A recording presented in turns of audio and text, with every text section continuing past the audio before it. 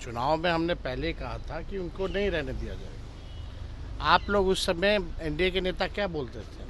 25 से 30 नीतीश, नहीं ना? तो झूठ तो बोला उन लोगों ने।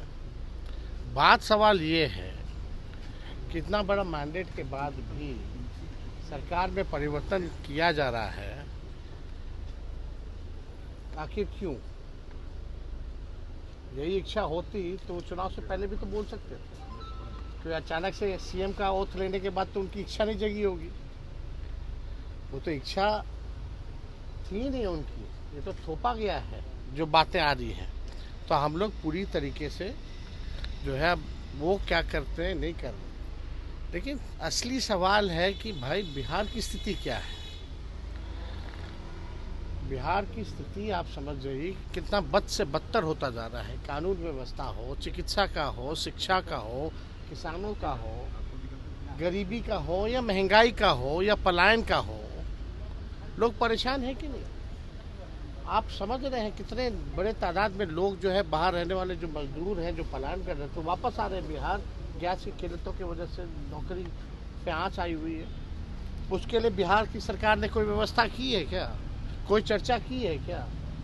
कोई व्यवस्था नहीं, कोई चर्चा नहीं। तो इन लोगों का तो केवल काम ही है बस भाड़ में जाए बिहार, लेकिन अपना कुर्सी पर बने रहे। तो इन लोग की यही मंशा है।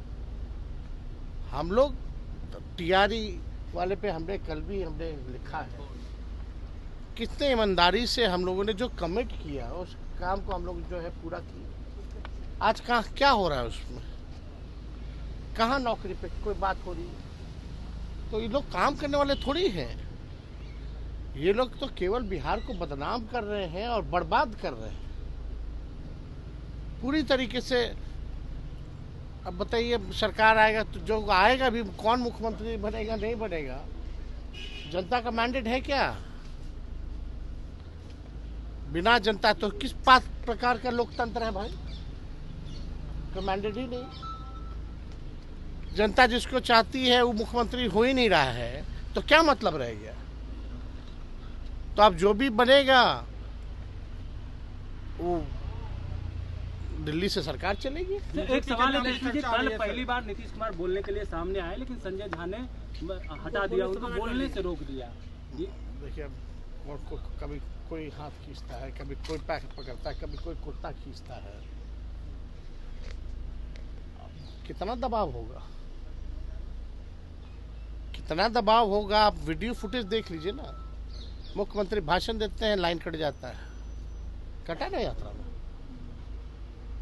मुख्यमंत्री सदन में बोल रहे होते हैं, स्थगित कर दिया जाता है सदन। याद कीजिए उस पलों को।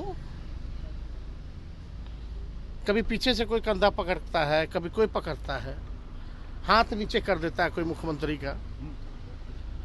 कितना अपमानित किया गया उनको। आप सैलरी को लेकर बोले आज एक ट्रांजैक्शन आया है, बोले बैंक में पता करा दो।